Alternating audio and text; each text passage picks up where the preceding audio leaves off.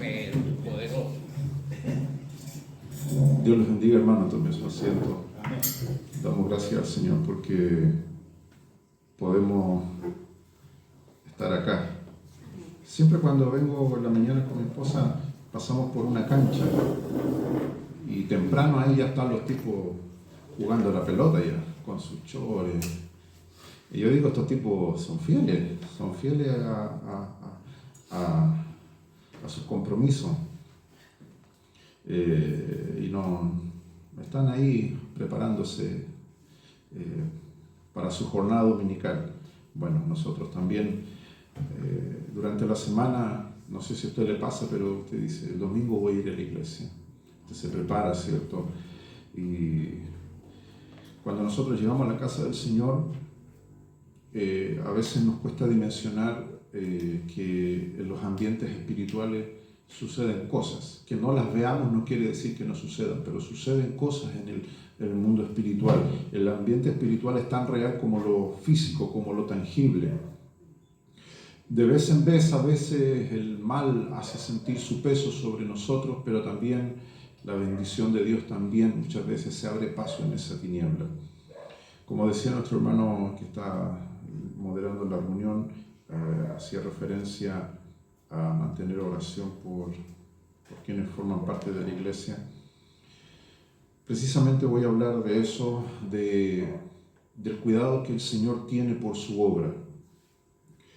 Las Escrituras están dejadas para el pueblo de Dios, para ser estudiadas, para ser degustadas, y hay muchas cosas que con el tiempo los pastores, los obispos, los líderes, los profetas, los teólogos, los estudiosos, le han tomado una revisión al texto, a muchas cosas que están escritas hoy, miradas al tiempo que estamos viviendo, tienen una lectura totalmente distinta.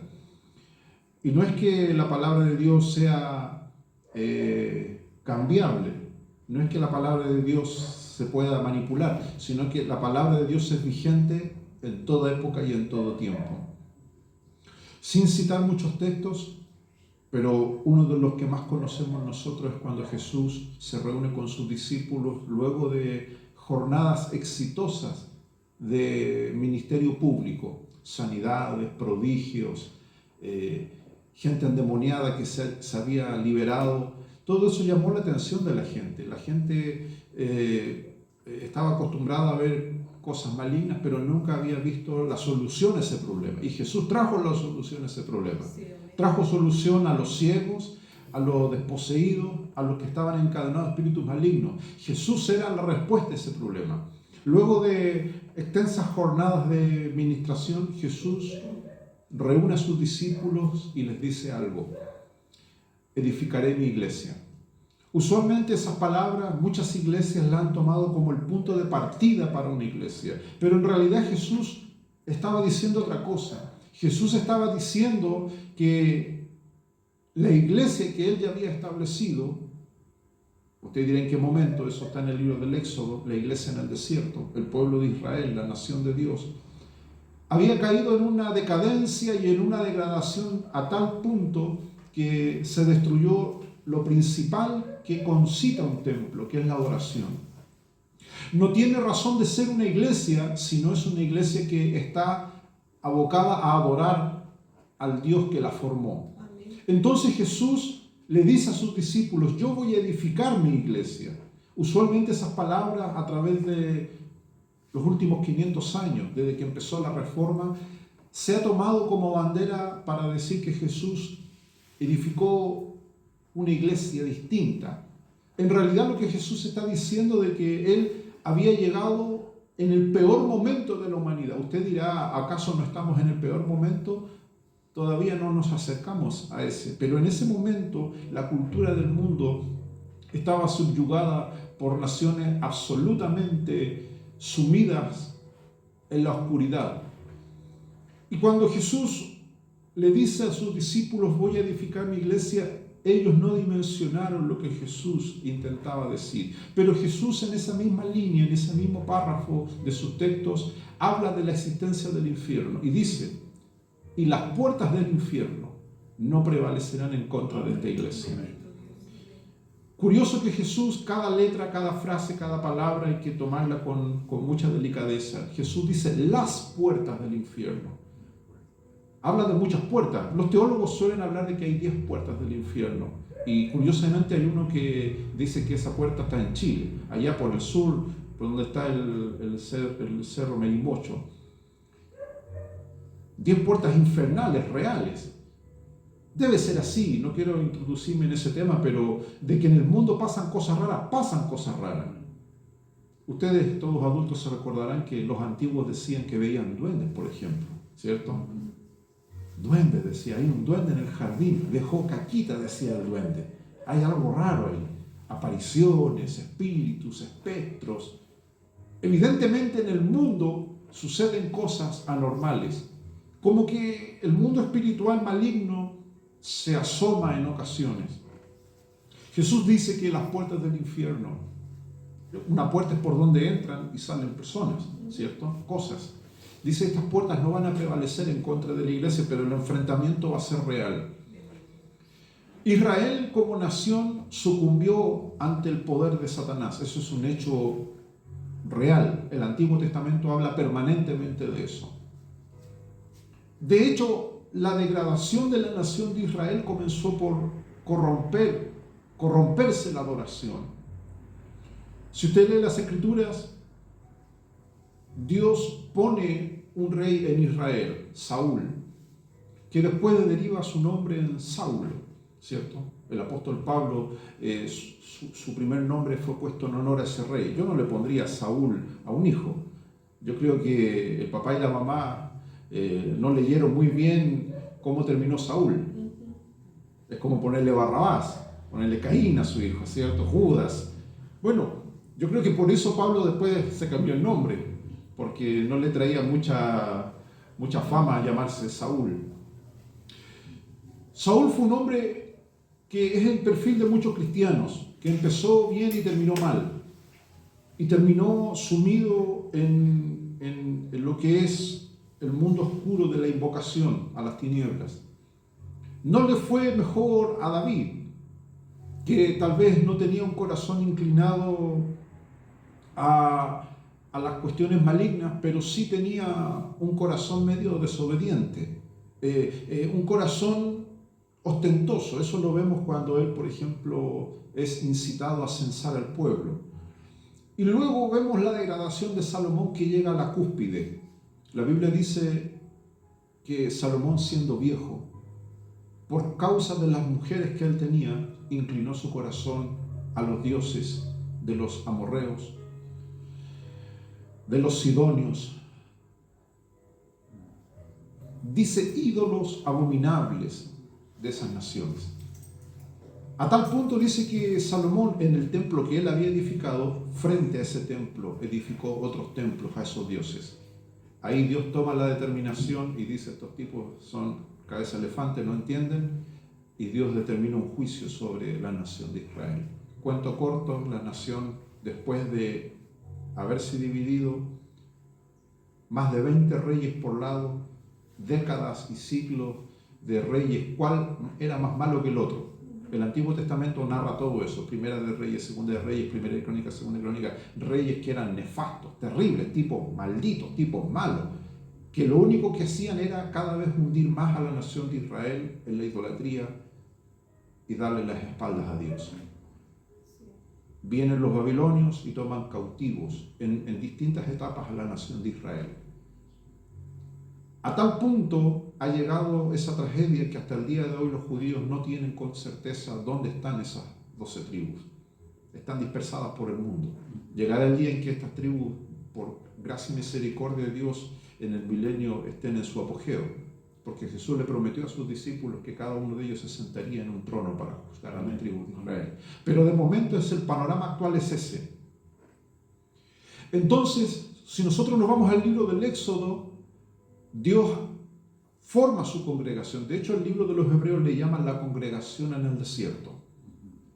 Y el escritor de los Hebreos, que no se sabe si fue Pablo, si fue Silas, pero el hombre que haya escrito Hebreos era un hombre erudito en la ley judía. Y dice que ellos bebían de la roca y la roca era Cristo. Amén. Los textos del Nuevo Testamento no hablan de la preexistencia de Cristo, de antes de que naciera. Cristo no nació solamente en la gestación biológica de María. Él es preexistente. Y dice que cuando ellos estaban en el desierto, Dios les da la ley por mano de ángeles. Lo que ocurre en el desierto es una cuestión pero increíble. A tal punto que nosotros a veces leemos los textos y nos dejamos llevar por toda esa escenografía de lo que ocurre en el desierto. Las voces, los truenos, el velo de Moisés sobre su rostro, producto de haber estado en la presencia de Dios. Pero el meollo del asunto era que al pueblo de Israel se le hizo un pacto, un convenio, que quedó caducado porque el pueblo lo invalidó. Por eso cuando Jesús viene, establece un pacto nuevo con sus discípulos.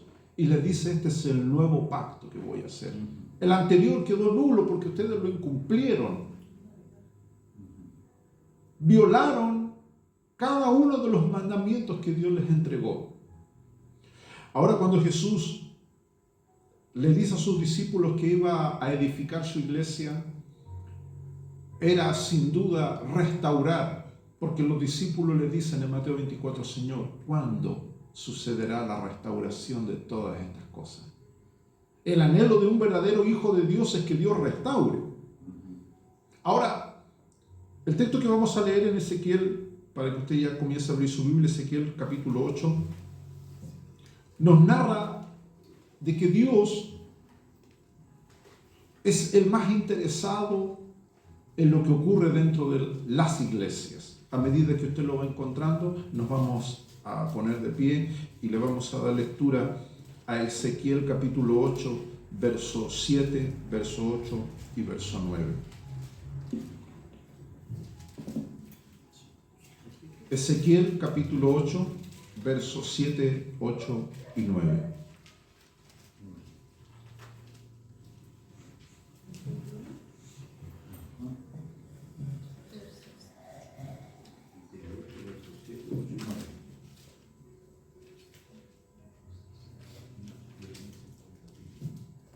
Ezequiel capítulo 8, verso 7 en adelante, habiéndolo encontrado, le vamos a dar lectura a la palabra del Señor en el nombre del Padre, del Hijo y de su Santo Espíritu. Amén. Ezequiel capítulo 8, verso 7. Y me llevó a la entrada del atrio, y miré, y he aquí en la pared un agujero. Y me dijo, hijo de hombre, cava ahora en la pared. Y cavé en la pared, y he aquí una puerta. Y me dijo luego, entra y ve las malvadas abominaciones que estos hacen allí. Tome su asiento un momento. El capítulo 8 tiene 18 versículos, no es tan extenso, pero usted después lo puede leer detenidamente en su casa. Vamos a tomar algunos textos del relato para entender lo que dice Ezequiel capítulo 8. Ezequiel fue llevado joven a la cautividad. Ezequiel es parte de ese grupo de hombres que fue arrancado de su tierra y llevado al exilio. Hay que entender, hermanos míos, de que cuando viene el juicio de Dios, a veces dentro de ese juicio en el cual también están incluidos los impíos, somos arrastrados nosotros. Esto lo vemos en el mundo. Por ejemplo, hay un temblor, tiembla sobre todo el mundo. No tiembla solamente sobre el espacio del impío, del pecador, también nos agarra a nosotros. Ese es un hecho claro. Y ahí vienen los cuestionamientos, las preguntas, las cavilaciones internas cuando las personas dicen, ¿por qué Dios hace esto? A veces pasa, sucede así. En este país han habido catástrofes permanentemente, las han habido y las van a seguir sucediendo. Y la gente cristiana dice, ¿por qué me sucede algo malo si yo soy un buen cristiano? Para ello tendríamos que leer el libro de Job. El libro de Job nos habla precisamente de eso, que el cristiano, el hombre de Dios puede ser un buen hombre, como Job lo fue, justo, santo, bueno, perfecto, pero le sobrevino lo que él jamás pensó que le iba a suceder. La misma manera nos sucede a nosotros. Dentro de nuestra inocencia, como le ocurrió a Job, tal vez Job se fue a la tumba sin saber lo que ocurría en el mundo espiritual. No tenemos forma de saberlo, de la misma forma que usted y yo ignoramos cuáles son, ¿cierto?, las maquinaciones del diablo tras nuestras vidas. Aunque Pablo dice que no ignoramos sus maquinaciones, Pablo intenta hablar en un sentido más personal, pero en el sentido general creo que caeríamos en una frustración si tuviésemos claro entendimiento de lo que el diablo intenta hacer. En palabras sencillas, lo que el diablo intenta hacer es lo que Jesús dijo: matar, robar y destruir. A eso vino el diablo. Y para eso él dispone de todas las armas necesarias. Incluso a veces toma cosas buenas y las transforma en cosas malas. Eso usted lo sabe, el diablo tiene esa potestad de hacer eso. ¿Cuántas veces a usted le ha sucedido que ha querido hacer un bien y resulta que se malinterpreta? Ha querido hacer algo bueno, una buena acción, y la otra persona o una circunstancia provoca de que no sea así, y eso provoca cosas que nos lastiman a nosotros. Cuando nosotros nos congregamos en un lugar, sea el lugar físico que sea, creo que usted y yo podemos convenir de que ese no es el templo en sí. El templo es el cristiano, es su vida espiritual. Eso la Biblia lo deja claro, de que ya Dios no habita en templos hechos por manos de hombres. ¿Por qué razón? Por la experiencia que Dios tuvo con el pueblo de Israel. Israel pretendió encerrar a Dios en el templo. Y el capítulo 8 de Ezequiel, vemos que ellos hicieron algo que el libro de Gálatas, Pablo lo dice: Dios no puede ser burlado. Pero ellos pensaron que sí podían burlar a Dios. Entonces ellos tenían su templo, el templo que Salomón había edificado, que luego de estas deportaciones, de este exilio, fue destruido. Luego se construyó el otro templo, el famoso templo de Herodes. La Biblia dice que estos tenían su templo, pero el templo no estaba en condiciones. Por ejemplo, cada uno de ustedes, todos tienen su casa y quieren tener su casa en condiciones. Si usted ve un hoyo en la pared, usted lo va a tapar. Sobre todo si la pared da con el vecino, ¿cierto? Entonces la Biblia dice que este templo, el templo de Jerusalén, tenía un agujero, dice en la pared. Es el verso que nosotros leemos en el versículo 7. Y me llevó a la entrada del atrio, y miré, y he aquí en la pared un agujero. Este es Dios quien habla con el profeta y lo lleva y lo introduce en el templo. ¿A Dios le importa un hoyo en la pared? Eso es lo que el texto nos está diciendo. Pero Dios no le dijo esto a Ezequiel para que fuera a buscar albañiles, a comprar cemento. No, aquí el problema era más grave, había algo. Ese agujero era la entrada a una cámara oculta, algo secreto que había dentro del templo. O sea, había un templo dentro de otro templo. El versículo 8 dice: y me dijo, hijo de hombre, cava ahora en la pared. O sea, haz un hoyo. Está ese agujero, empieza a cavar ahora. Ya que ese hoyo está ahí, yo te autorizo. Aquí es Dios hablando con el profeta. Esto es en el atrio. Y cavé en la pared, y he aquí una puerta. Se encontró, y yo lo primero que a lo mejor Ezequiel pensó: ¿cómo? No entiendo. Ezequiel pertenecía no al pueblo común y corriente. Él tenía acceso como los sacerdotes, los rabinos, por ser profeta, tenía acceso a cosas que sabían que no debían suceder. Esto es como si usted tiene una casa y de repente pasa lo mismo. Usted dirá: pero esto, ¿por qué está aquí? Usted va a los planos originales. A mí no me informaron de esto. Se ha dado cuenta que hace poco hicieron ampliaciones del metro, ¿cierto? Y encontraron huesos, dicen ellos, de fulanos que vivieron hace miles de años por estas tierras. Pasa eso, que si tú te pones a escarbar, vas a encontrar cosas, ¿cierto? Aquí dice que él se puso a cavar y encontró una puerta. Detrás de la pared encontró una puerta. Y me dijo, entra. Es Dios dándole la orden. Dios le dice, anda al atrio. Dios le dice, mira ese agujero. Dios le dice, cava en la pared. Ahora Dios le dice, entra por esa puerta. Seguro Ezequiel tuvo miedo. Todos le tenemos miedo a lo desconocido. Menos cuando hay algo, entre comillas, raro dentro del templo. Nos encontramos hoy día con eso. Hoy día ese es el ambiente en el que estamos. Hay cosas raras dentro de las iglesias. Y hay mucha gente que se confunde, dice, aleluya, gloria a Dios, Dios nos está abriendo puertas. No, tenga cuidado. Jesús dijo que el infierno tiene muchas puertas. Lo dijo, las puertas del infierno. Puertas malignas, puertas malévolas, por las cuales entran diablos. Entra el colugo, como dicen por el sur. Porque es su casa, el tipo entra como quiere por ahí. El diablo se las ingenia para poner esas puertas dentro de la iglesia. Y aquí Ezequiel dice que Dios le dijo, entra. Yo creo que el corazón de Ezequiel tragó saliva. ¿Cómo te sentirías tú que Dios te diga, entra por esa puerta, pero esa puerta no la puse yo? Esa no es una puerta de bendición. Va a haber cosas que tú no vas a querer haber visto nunca. Eso solamente es para los maduros, obviamente. Dios no va a poner un cachorrito ahí. No. Yo no sé si usted ha criado perros bravos, perros de raza. Una vez yo tuve la Lulú. ¿Se acuerda de la Lulú?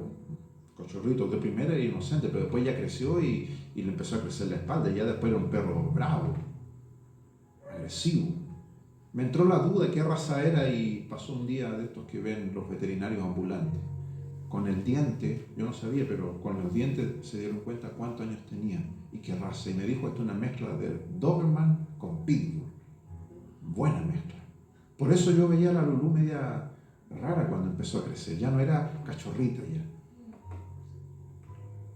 Pero si usted del cachorrito lo domina, no va a tener problema, pero a otro le va a desconocer. Los diablos, los demonios hacen lo mismo. Hay gente que se crió con ellos y ya son sus amigos, son sus compinches. Se levantan en la mañana y los diablos les sirven el desayuno. No le van a hacer nada. Usted dirá, ¿por qué estos tipos que le hacen mal y no les va, hacen el mal, pero no les va mal a ellos? Es por eso, porque llevan esa relación con el mal. El pueblo de Israel dice en la Biblia de que se las ingeniaron con estos poderes malignos para hacer un templo dentro del templo, escondido, camuflado. Entra, dice, y ve las malvadas abominaciones que estos hacen allí. Uno podría terminar el mensaje aquí y quedarnos con esa preocupación. Pero este versículo y este capítulo 8 nos habla de que Dios tiene preocupación por lo que ocurre en las iglesias. En todas, no importa el nombre de la iglesia, Dios conoce lo que se está edificando en oculto. Dios lo conoce. Y producto de eso, producto de lo que vamos a leer ahora rápidamente, nos podemos poner entonces en la mano de Dios y decir, Señor, yo confío en ti. Tú tienes el control de todas las cosas. Comenzamos en el versículo 1 del capítulo 8. Usted puede ir siguiendo la lectura.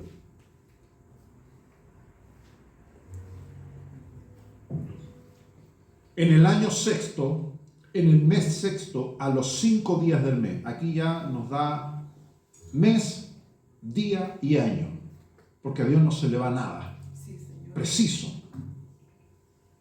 En el año sexto, en el mes sexto, a los 5 días del mes, aconteció que yo, Ezequiel, estaba sentado en mi casa y los ancianos de Judá estaban sentados delante de mí. Allí se posó sobre mí la mano de Jehová, el Señor. Y miré, y he aquí una figura que parecía de hombre, desde sus lomos para abajo, fuego, como cantábamos en delante. Es una visión que tuvo Ezequiel del Señor. Fuego, y desde sus lomos para arriba parecía resplandor, el aspecto de bronce refulgente.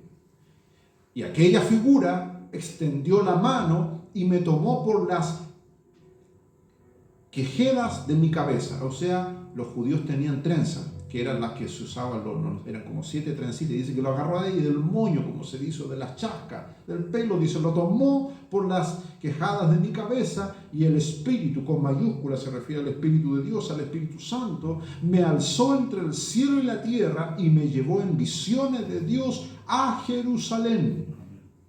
¿Por qué? Porque él estaba en el exilio, él estaba en Babilonia. Para Dios no es problema, hermano, mostrarte las cosas, no importa donde usted esté. Amén. Y no es el único caso, a través de la historia vemos que esto sucede. Y me llevó, dice, a Jerusalén. Me llevó a Jerusalén, a la entrada de la puerta de adentro, que mira hacia el norte, donde estaba la habitación de la imagen del celo, la que provoca a celo. Lo primero que Dios le muestra es que en ese lugar había una imagen. No describe cuál es la imagen, pero era una imagen que provoca a celo. O sea, incomodó a Dios. Dios lo primero que le dice, mira, estos tipos aquí en el ala norte del templo, hacia el norte, dice, en esa puerta, en esa entrada, hay una habitación y ahí hay una imagen de celo, la que provoca celo. Verso 4. Y he aquí, allí estaba la gloria del Dios de Israel, como la visión que yo había visto en el campo. Verso 5. Y me dijo, hijo de hombre, alza ahora tus ojos hacia el lado norte. Y alcé mis ojos hacia el norte, y he aquí al norte, junto a la puerta del altar, aquella imagen del celo en la entrada. Vemos otra vez que Dios es reiterativo, le dice lo que está ocurriendo. El verso 6, me dijo entonces, hijo de hombre, ¿no ves lo que estos hacen? Las grandes abominaciones de la casa de Israel. He aquí hacen para alejarme de mi santuario. Este versículo 6 es algo que hay que marcarlo en la Biblia. Lea lo que dice el verso 6. Es una pregunta que Dios le hace al profeta Ezequiel. ¿No ven lo que estos hacen? Grandes abominaciones, cosas malas, cosas incorrectas, dice. Estas abominaciones que ocurren dentro de la casa de Israel la hacen para alejarme de mi santuario. Lo primero que usted y yo tenemos que tener claro es que hay cosas que alejan a Dios. Eso es lo que el texto lo dice. Hay cosas que alejan a Dios de la iglesia. Estas personas, dice, están haciendo cosas para alejarme de mi santuario. Pero vuélvete aún y verás abominaciones mayores. Verso 7, estamos leyendo Ezequiel capítulo 8, verso 7. El texto que leímos al inicio. Y me llevó a la entrada del atrio y miré, y he aquí en la pared un agujero. Y me dijo, hijo de hombre, cava ahora en la pared. Y cavé en la pared y he aquí una puerta. Y me dijo, entra y ve las malvadas abominaciones que estos hacen allí. Y miré, pues, entró, dice, y miró, he aquí que toda forma de reptiles y bestias abominables y todos los ídolos de la casa de Israel que estaban pintados en la pared alrededor. Imagínense la escena, hermano. Yo creo que Ezequiel apenas pasó por esa puerta. Imagínate el atrio, este es el atrio del templo, donde estaba todo lo hermoso que Dios le dio al pueblo de Israel. Entra por esa pared secreta y se encuentra con esa puerta. Entra y ¿qué se encuentra ahí? Dice que en la pared de esa habitación estaban pintados, dice, toda forma de reptiles y bestias abominables e ídolos. Es vergonzoso cuando nosotros nos enteramos que alguien que dice ser cristiano, en el fondo de su corazón no lo es. Tiene otros ídolos. Eso es lo que Ezequiel vio. Yo creo que Ezequiel se llenó de cosas contradictorias, pena, ira, rabia, frustración, enojo. Yo creo que fue una sopa de emociones ver ese hombre de Dios que en el corazón del templo, en el lugar que estaba dedicado para adorar a Dios, habían hecho otro templo. Y estaba totalmente equipado de ese lugar. Dice que estaba, pero con imágenes, pinturas, representaciones. ¿De qué dice? De reptiles. ¿Usted sabe lo que es un reptil? culebra, lagartija, sapo. Hay hermanos que tienen espíritu de sapo. El ministerio del sapo, dice. El ministerio de la culebra. El ministerio de la lagartija, del alacrán. ¿Cómo podéis tener de mascota bichos así? Yo digo, hay gente que es así. Te dirá, pastor, eso es pura broma, esa cuestión no es pura. Mira, yo conozco de historia porque siempre enseño historia cristiana. George Hensley, un pastor que ya murió en la década del 55, era un pastor de la Iglesia de Dios. En el año 1920 funda su iglesia. Por 30 años el tipo tenía el hábito de predicar con culebra en el cuello, porque él se agarraba de un versículo bíblico donde dice: tomarán serpientes en sus manos y no les dañarán. Cuento corto, claro, el tipo durante la década de los 20 no le pasó nada, durante la década de los 30 nada, de los 40, pero en el 1955 apareció una culebra que no se la perdonó y murió tirado ahí en el púlpito, envenenado, hasta más no poder. Porque no se puede jugar con esos animales. En algún momento viene el veneno mortal. Y hay mucha gente que está habituada a jugar con esto. Estos son símbolos, los reptiles, como dice aquí, son símbolos de poderes malignos. Usted ve que mucha gente, muchos hermanos, no importa la iglesia que sea, juega con estas cosas. Juega con el pecado, juega con... Por ejemplo, hay serpientes que usted las ve, son chiquititas, y usted dirá, no hacen nada. No me va a hacer nada, si este alacrancito no me va a hacer nada. Pero en algún momento va a llegar el veneno mortal sobre esa persona. Este ministro ya murió de esa manera, pero siguen habiendo ese tipo de cosas dentro del templo. Dice la Biblia que miró, he aquí, toda forma de reptiles, bestias abominables, y todos los ídolos de la casa de Israel estaban pintados en la pared de alrededor. Ya Ezequiel vio dos cosas: la imagen a la entrada del templo, una imagen abominable. Ahora ve, entrando a esa puerta, cosas terribles. Nadie quiere ir al templo para ver eso. Todos quieren ir al templo para encontrarse con bendiciones, amor, ¿cierto? Pero ¿qué va a pasar cuando Dios a nosotros nos lleve a eso? Porque de eso se trata esta palabra de Ezequiel 8. Cuando Dios envía a un hombre o a una mujer a descubrir el problema de fondo. Porque Ezequiel se preguntaba, como muchos otros, ¿por qué estamos así? ¿Por qué Dios nos dejó? ¿Por qué no siento lo que debiera sentir? Y Dios le dice, bueno, te voy a llevar. Ezequiel capítulo 8, verso 1. Lo tomó desde donde estaba y lo llevó en visiones a ver lo que ocurría, el problema, el origen del problema. Bueno, se encuentra con ese escenario. Ezequiel pone el pie ahí y se encuentra con eso. No era la foto del pastor, de la pastorita, no. No era la foto de los hermanos. Culebras, sapos, lagartijas, reptiles, dice. Toda forma de reptiles y bestias abominables. Y delante de ellos, delante de las imágenes, verso 11, estaban 70 varones de los ancianos de la casa de Israel. Y Jaazanías, hijo de Safán, en medio de ellos, cada uno con su incensario en su mano, y subió una nube espesa de incienso. Terrible. O sea, vio al Jaazanías, hijo de Safán, que era el líder, y dice 70 varones ancianos. ¿Sabe lo que Dios intenta explicarle a Ezequiel? Que el origen del problema era que había un grupo de líderes de la nación que había llevado a la decadencia al pueblo de Israel. Porque una cosa era que los reyes fueran estúpidos, tontos, negligentes, pero los que debieran haber dirigido la adoración pura de la nación eran estos líderes. Lo que ocurre hoy en muchas iglesias no es problema de los líderes del mundo, porque yo escucho mucho eso.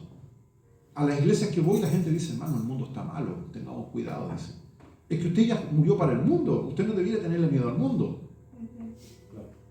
Jesús dijo, Satán no tiene nada en mí. Entonces, los problemas, Satanás, para que nosotros entendamos, hermano, la estrategia de Satanás es esa. Es, como lo dice en el Nuevo Testamento, a veces el Nuevo Testamento ocupa un lenguaje un poco más romántico. Plantar cizaña dentro de la viña del Señor. Y esa cizaña, ese germen maligno, corrompe la pureza del buen trigo. Leyendo un poco acerca de la cizaña, creo que todos concuerdan en que es difícil distinguir el trigo de la cizaña. Muchos se dan cuenta después cuando preparan harina con ese trigo contaminado y el efecto es repugnante, es una harina ácida. El texto sigue diciendo que estos hombres tenían su incensario, evidentemente le rendían culto a estas imágenes. Verso 12, y me dijo, hijo de hombre, ¿has visto las cosas que los ancianos de la casa de Israel hacen en tinieblas, cada uno en sus cámaras pintadas de imágenes? Porque ellos dicen, no nos ve Jehová, Jehová ha abandonado la tierra. Ustedes, todos los que nosotros estamos aquí, debemos poner en oración no solamente a nuestra iglesia, sino a los líderes que están dirigiendo las iglesias en todos los lugares que usted conozca. Porque muchos de nosotros tenemos conocidos en distintos ministerios de otras iglesias. A la luz de las Escrituras, puedo entonces entender de lo que Dios le está alertando al profeta. Estos hombres retenían la credencial, decían somos ancianos, tenían apariencia externa de ancianos, de hombres de sabiduría, de consejo cristiano, escritural en la palabra de Dios, pero en el fondo, como dice el texto, ellos en tinieblas están haciendo cosas que nadie sabe. Esto es más o menos lo que ocurre con el ministerio de Pedro. Todos conocemos cuando Pedro dicta juicios sobre Ananías y Zafira. Pedro no tenía forma de ninguna manera de saber lo que estos hombres y esta mujer estaban haciendo. Pedro no tenía forma de saberlo. Y aunque hubiera habido WhatsApp, porque hoy día todo se sabe por WhatsApp, ¿cierto? El ministerio del WhatsApp. Algunos salen con la tontera, Dios me dijo, no, y por WhatsApp le avisaron.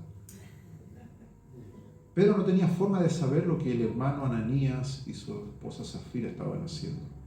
Pero Dios conoce nuestro templo interior.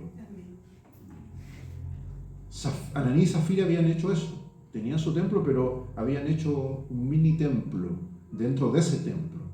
Y ahí escondieron las peores decisiones que ellos pudieran haber tomado. Ahora ya no eran reptiles, ni imágenes abominables. A veces el cristiano cuando toma decisiones son tan venenosas como un escorpión, como un alacrán, como una culebra. Y dicen, no, si estoy bien, la decisión que estoy tomando es la mejor. Y a veces no es la mejor. Dice, verso 13, me dijo pues, vuélvete aún y verás abominaciones mayores que esta. Usted dirá, pero ¿qué peor que de lo que ya está viendo? Y me llevó a la entrada de la puerta de la casa de Jehová que está al norte. He aquí mujeres que estaban allí sentadas endechando a Tamuz. La endecha era una especie de lamento, de adoración ritualística. Tamuz era una deidad, obviamente. Yo creo que en ese momento Ezequiel quería salir corriendo, porque nadie quiere ir al templo a encontrarse con ese espectáculo. Pero Dios le dice, no te vas a ir, yo te voy a mostrar todo lo que tú no ves. Luego me dijo, ¿no ves, hijo de hombre? Vuélvete aún y verás abominaciones mayores que estas. Y me llevó al atrio de adentro de la casa de Jehová, he aquí junto a la entrada del templo de Jehová, en la entrada y el altar, fíjese el detalle, la contaminación llegó hasta el altar de Dios, habían 24 varones, de espaldas vueltas al templo de Jehová y sus rostros hacia el oriente, y adoraban al sol postrándose hacia el oriente. Qué terrible. O sea, Ezequiel se dio cuenta que estos hombres estaban en el altar, pero le habían dado la espalda al altar y se postraban adorando al sol. y me dijo, ¿no has visto, hijo de hombre? Es cosa liviana para la casa de Judá hacer las abominaciones que hacen aquí. Después que han llenado de maldad la tierra, se volvieron para mí para irritarme. He aquí que aplican el ramo a sus narices. Pues yo también procederé con furor. No perdonará mi ojo, ni tendré misericordia, y gritarán a mis oídos con gran voz, y no los oiré. Después viene la visión más adelante de la muerte de los culpables. ¿Qué sacamos en esta palabra dominical con esta reflexión? Esta palabra de precaución, estimados hermanos, que siempre debemos mantener en nuestro corazón.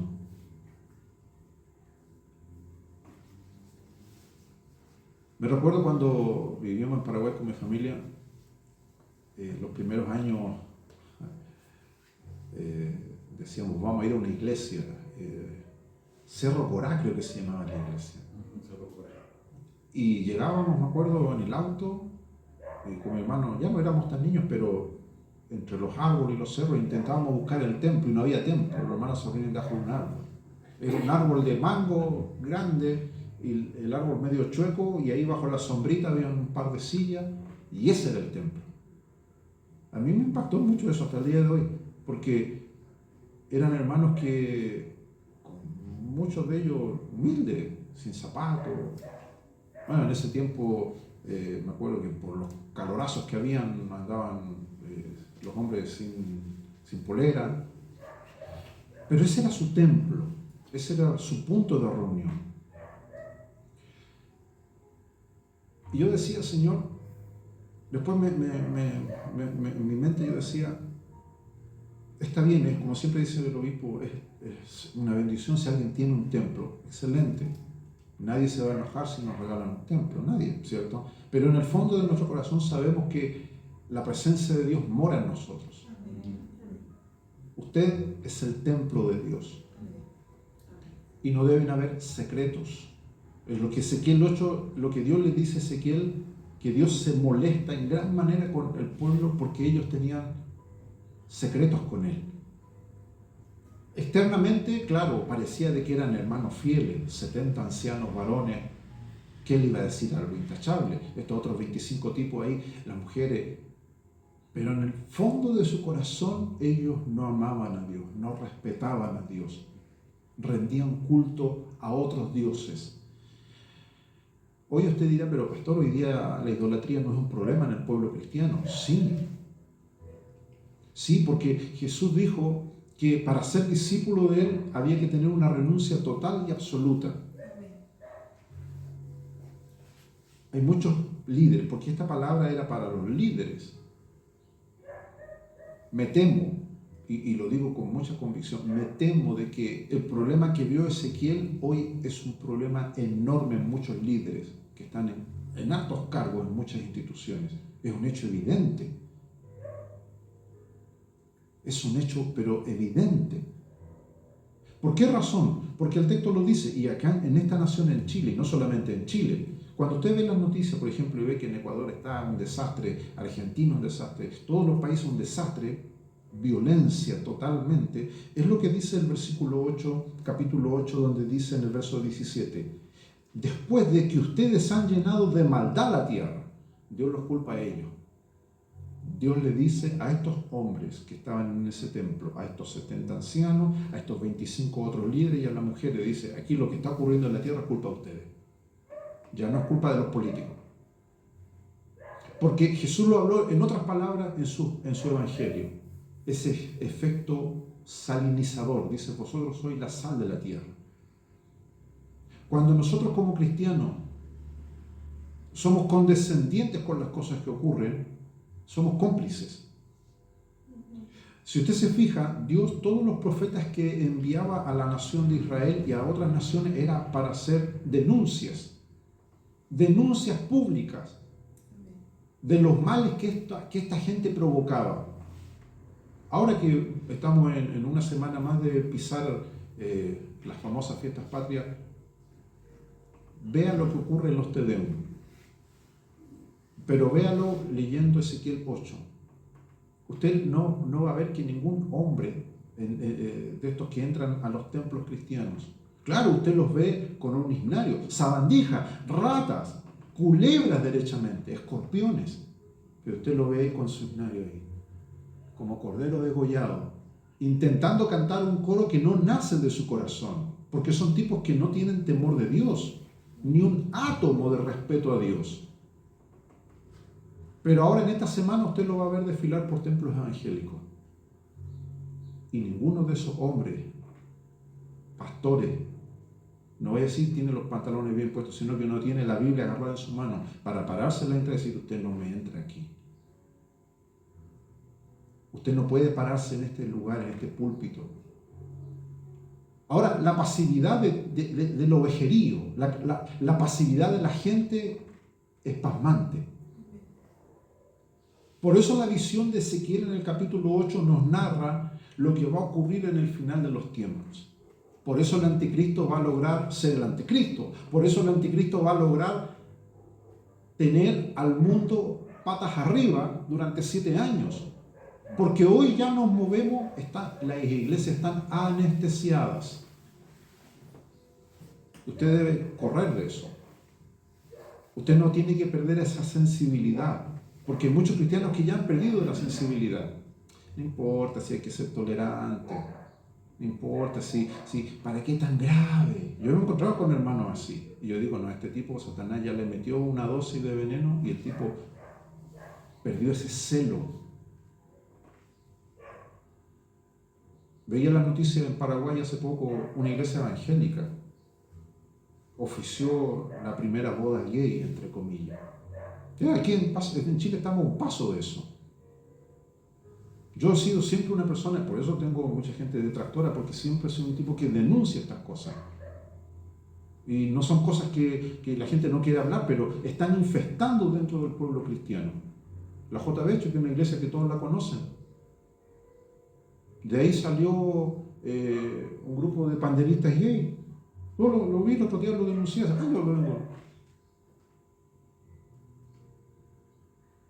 Y tú ves ese tipo de cosas y usted dirá, no, a lo mejor son hermanitos que están confundidos. No, ellos sienten esa fuerza porque hay obispos de alto rango que han torcido las escrituras. Cuando tú te encuentras con gente que supuestamente, como estos sacerdotes, estos ancianos, debieran ser custodios de la ley y de la santidad, y tú te encuentras con personas que dicen, no, mire, ¿sabe qué? En realidad la Biblia fue mal escrita, le faltan versículos, y que aquí es acá, mire, ¿sabe qué? Mejor dejemos la Biblia de lado y guíese por lo que yo le digo. Mire, yo puedo ser muy obispo, pero yo no puedo ser como el Papa. El Papa habla es cátedra, o sea, su palabra es autoridad. La palabra del pastor no es autoridad aquí, es la Biblia, es lo que dice la palabra. Y en muchas de esas iglesias, la gente dice, uy, mi pastor dijo, no puede decir, la palabra del Señor fue hablada o fue predicada. Entonces, hoy, nosotros estamos viviendo tiempos cruciales. Usted deberá decir, Señor, yo quiero estar de tu lado. Quiero ser como Ezequiel.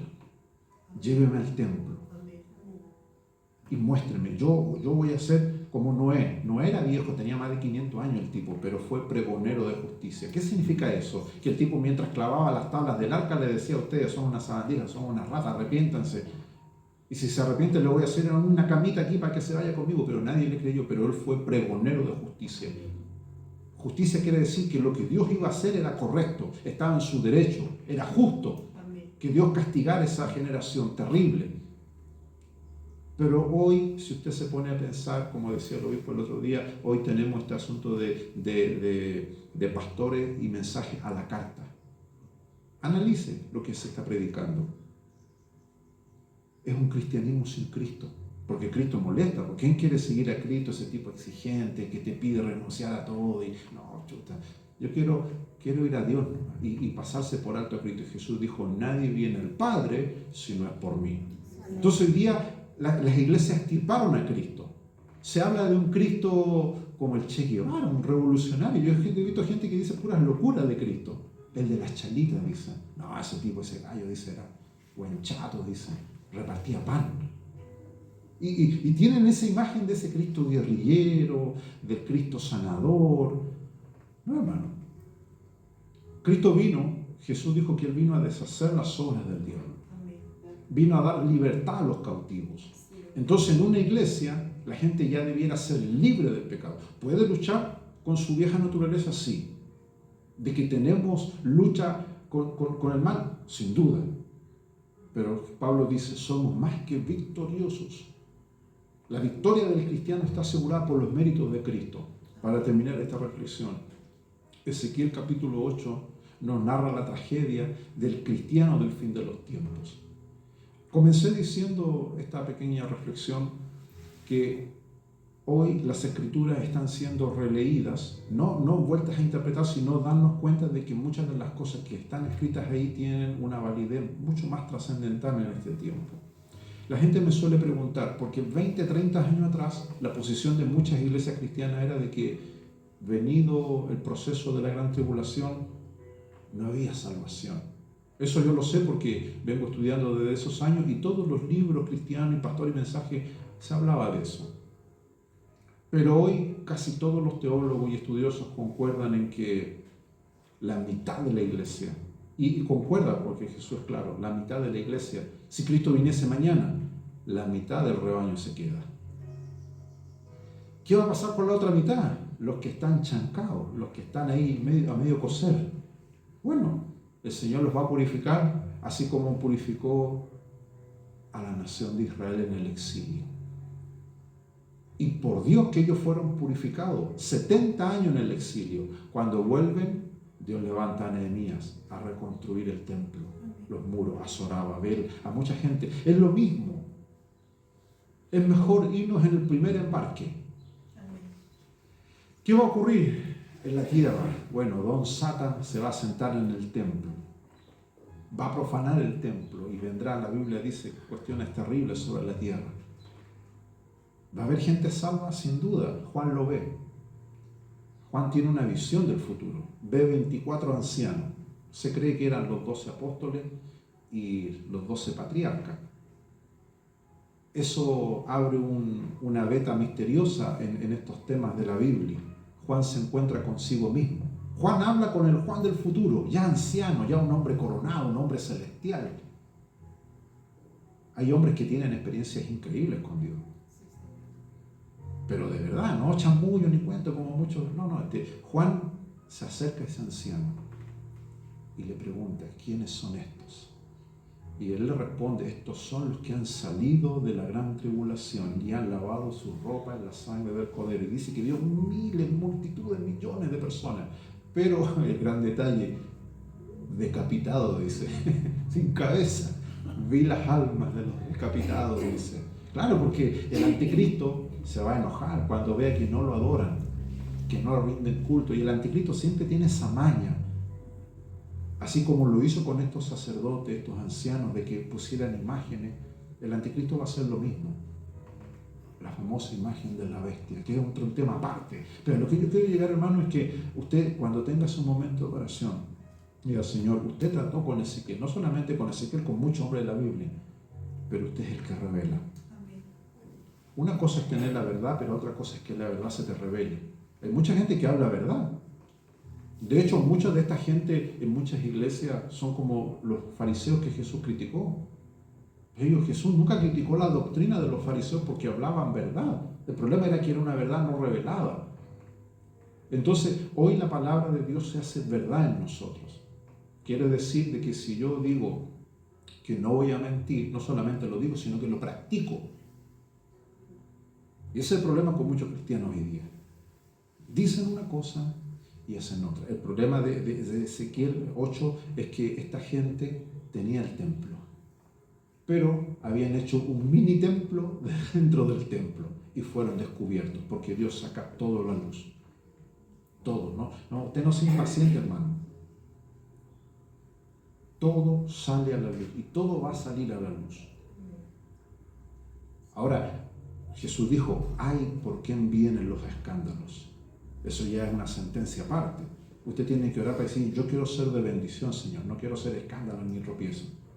Quiero ser de bendición. Pero para aquellas personas que han sido como estos hombres, imagínate el juicio que les vino. Cada vez que a mí me toca a veces predicar en otras iglesias, a veces No voy a todos los lugares que me invitan, pero cuando voy, esto es como cuando tú entras a una panadería y sientes olor a pan rico. Tú ya te saboreas el pan antes de comprarlo, a ti ya se te activan las mandíbulas ya. Y a veces he ido a templos donde tú entras y no, el olor a diablo se siente, pero un olor a chivo, pero terrible. Y he ido a iglesias donde tú entras y se siente la bendición de Dios. Tú le ves el rostro a los hermanos y tú dices, esta es mi hermana. Pero tú he ido a otro lado donde tú ves puro diablo, todos disfrazados, sí. Y por más empeño que le pongan en la música, en todas las comodidades, no. Yo que me siento inquieto, digo, Señor, a coraza me manda tus legiones, porque si usted no me protege voy a salir endiablado de aquí. Porque los diablos son atrevidos. Siempre los diablos calzan como el Tony Caluga, 54. Y así de grande. Usted le abre un poquitito la puerta y pisan fuerte. Pero también he ido a lugares, como también este pequeño rebaño, que podemos sentir paz. Porque una iglesia que no tiene que tener eso, ¿me entiendes? Cámaras escondidas, una cámara de un espacio oculto. Quisiera que antes de que nos pusiésemos de pie y orásemos, usted tome un compromiso y diga, Señor, porque ya increíblemente va a llegar a fin de año, no nos damos ni cuenta ya que como llegamos a fin de año se pasa un año tan rápido. Señor, ayúdanos en lo que queda de este año, terminar en bendición. Y este año que va a iniciarse, si usted no determina otra cosa, sea un año de bendición para nuestra iglesia, para nuestro ministerio. Vamos a tener la Asamblea de Pan de Vida ahora en noviembre. Ya me avisaron de Osorno que van a estar acá las pastoras, que van a organizar, y vamos a pedir permiso en nuestro trabajo y vamos a estar aquí, vamos a estar apoyando. Todos los que estén aquí, aunque los que lleguen, sea un momento en que Dios trate con nosotros, nos dé la fuerza y la bendición para este año que viene. Estar en el Espíritu. Porque toda esta historia parte en Ezequiel 8, cuando dice que Él estaba en el Espíritu. Cuando usted está sintonizado con la gracia de Dios, Dios te va a poder llevar a donde sea. Pero si estamos inubicable, se imagina que Dios marque el teléfono y usted tiene el teléfono apagado. No, yo tengo que estar disponible, tengo que estar en el Espíritu, sintonizado con la gracia de Dios. Y si estoy sintonizado con la gracia de Dios, Dios no tiene problema de llevarme a donde sea, de mostrarme, pero siempre para yo estar ahí y ser un custodio. Usted, los hermanos que están presentes, han sido puestos en el rebaño de Dios como custodios, no con el espíritu de Caín. Cuando Dios le pregunta a Caín, ¿dónde está tu hermano? ¿Qué le dice? ¿Y acaso soy guarda de mi hermano? Dice, le salió con esa tontera al Señor. No, nosotros debemos ser custodios de la fe, orar por nuestros hermanos, no importa en la situación que estén, porque mientras estén con el hálito de vida, van a ser objetivos del engaño de Satanás. Usted dirá, si lee Ezequiel 8 en su casa detenidamente, yo sé que cuesta digerir ese texto. ¿Cómo? 70 ancianos. ¿Cómo estas mujeres? ¿Cómo se les ocurrió hacer esa locura? Es porque el poder del diablo, hermano, es tan grande, tan atrevido. Si tentó a nuestro Señor en el desierto, hermano, ¿qué nos espera a nosotros? Pero la clave, siempre digo, está en conocer las Escrituras. ¿Qué le dijo el Señor? Está escrito, Satanás. Yo también sé, está escrito. El diablo se sabía los versículos, pero la mitad. Todos cambiados de lugar. Pero cuando usted honra las Escrituras, toma un compromiso, y usted ora y dice, Señor, bendice a mis pastores. Porque usted tiene que orar por los pastores. Porque este capítulo vemos que el problema empezó por ahí. Me vienen tantas historias a la cabeza de gente que a veces yo digo, me gustaría, con el permiso del Señor, por supuesto, agarrarla para una iglesia en Valdivia, me recuerdo, una vez le predicaba al pastor, pero era un lobo rapaz, pero tú lo tenías cara de lobo. Tenía un rebaño con las hermanas y hacía puras tonteras, inmoral total el tipo. Dice, pero ¿cómo nadie de aquí le pone atajo a esta sabandija? Decía yo, ¿cómo nadie le dice, tú eres un sinvergüenza? Pero nadie, todo el siervo de Dios. El pastor era de esa onda que decía, el Señor me dice, hermana, hoy día le toca conmigo. Esa onda era. ¿Sí? hermana, la otra semana le toca conmigo. Era una sabandija el tipo. Pero, aunque usted no lo crea, hay gente así, manipuladora. Gente que están vestidos de ese ropaje de que están en Dios, pero los tipos están perdidos en la noche, son tipos malos. Y mucha gente ha caído en esas iglesias, en esas instituciones. El obispo Hernán ha hablado harto de eso, advirtiendo de que en el tiempo que estamos llegando, y eso no va a parar, hermano, porque esto va a lo que el anticristo va a hacer en el final de los tiempos, tenerlos a todos reunidos en un redil, porque Jesús dijo que habrá un redil, pero Satanás también quiere su redil. Y antes de que Cristo venga nos va a sacar a nosotros, pero debemos tener esa docilidad de Ezequiel, corazón firme y decir, Señor, ayúdame para que en el lugar donde yo me congrego no haya cosas ocultas que me lastimen el corazón. Vamos a ponernos de pie, hermano. Está lloviendo y capaz que llueva para el 18 y se le la fonda ahí, vayan con traje de hombre rana la fonda. Vamos a orar, vamos a pedirle al Señor que nos ayude. Porque, como bien decía mi hermano Ricardo, tiempos críticos, y cada uno de nosotros lo dice, a veces la gente, pero ¿por qué? ¿Por qué le mete miedo a la gente? El otro día alguien se asustó y se enojó y me mandó a avisar eso. ¿Por qué anda asustando a la gente? Dice. Es malo, quiere mandar a la gente al infierno. Se enojan con uno cuando uno habla de estas cosas, se enojan. Y yo le digo, mira, nosotros los que estamos en Dios no tenemos miedo a la muerte. Si viene el Señor por nosotros, estamos a cuentas con Dios. Claro, nadie quiere morirse, claro, queremos seguir disfrutando de las bendiciones de Dios, pero no debemos tenerle miedo a la muerte. El impío le tiene miedo a la muerte porque no está a cuenta con Dios. Converse usted con muchos cristianos que están en su entorno y se van a dar cuenta que si usted le hace esta pregunta, ¿está preparado para ir a tocar el pandero al cielo? Tipo, no, Señor, deme, cuando termine un partido de esos 15 minutos de alargue, ¿cierto? Deme unos minutos de alargue, Señor, para ponerme al día. Porque tiene miedo, ¿se da cuenta? En cambio, usted y yo, si estamos en la gracia de Dios, no vamos a tener miedo, hermano. Pero el tiempo que Dios nos dé de vida y salud, Dios nos dé esa fuerza que tuvo Ezequiel, de ir al templo. Y no solamente de ir y ver, sino de hacer lo que el Señor nos diga. Tener la autoridad de parte del Señor. Inclinen su rostro y lloramos. Padre, te bendecimos en esta hora. Gracias, Padre.